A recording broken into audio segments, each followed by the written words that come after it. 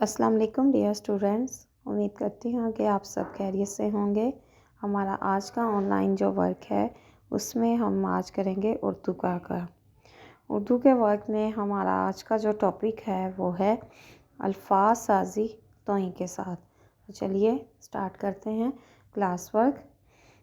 Topic अल्फाज साजी, हमारा उन्वान है अल्फाज साजी और हर्फ है तोहीं के साथ। तोहीं के साथ मुख्तलिफ़ लफ्ज़ बनते हैं। यहाँ पे मैंने लिखे हैं तोता, तोक, तालिब। ठीक है, अब हम इनकी फॉर्मेशन देख लेंगे कि हम इनको किस तरह से लिख सकते हैं। तोएं,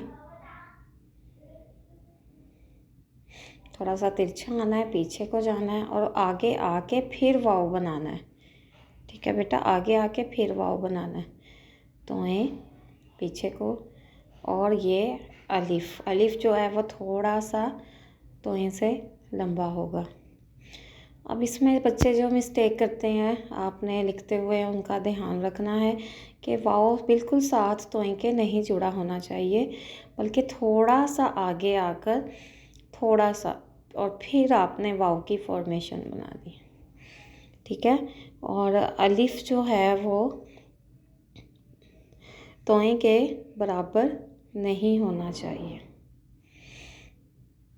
अलिफ जो है वो तोएं के बराबर ना हो, बल्कि थोड़ा सा इससे लंबा हो। ठीक है, जैसे ये लिखा हुआ है। इन छोटी छोटी चीज़ों का आपने लिखते हुए ध्यान रखना है और बच्चों को कॉन्शियस करना। जब कॉन्शियस होते हैं तो फिर अच्छी राइटिंग में लिखते हैं। अब अगला लफ्ज़ जो हम लिख रहे हैं वो है ताक। तोएं अलिफ ता का, ताक। दो नुक्ते नुक्ते फैला कर नहीं लिखने, एक दूसरे के साथ लिखने हैं।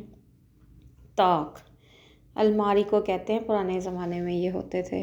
ताक उसको कहते हैं जो दीवार के अंदर अलमारी बनी होती है। उसके बाद है तालिब। तोएं, तोएं अलिफ ता, लाम लिखेंगे। लाम को थोड़ा सा लाइन से उठाना है, बहुत ज़्यादा भी नहीं लेकिन थोड़ा सा। और बे की फॉर्मेशन तालिब, जैसे ये मैंने लिखा है। लाम लाइन के साथ टच नहीं करना चाहिए। ठीक है, और बहुत ज़्यादा भी नहीं उठाना आपने। जैसे बच्चे इस तरह से लिखते हुए लाम को बे से लाम को लाइन से मिला देते हैं, इस तरह से नहीं करना, बल्कि थोड़ा सा डिफरेंस जो है वो लाइन से होना चाहिए, उसका थोड़ा सा उठा हुआ होना चाहिए लाइन से। ठीक है, इस तरह से आपने अपनी वर्क को कंप्लीट करना है और इसकी पढ़ाई करते हैं आप। तो आता तोता, ता को ताक, ता लब लब तालब। ठीक है, तालिब। अपना ख्याल रखिएगा। अल्लाह हाफिज़।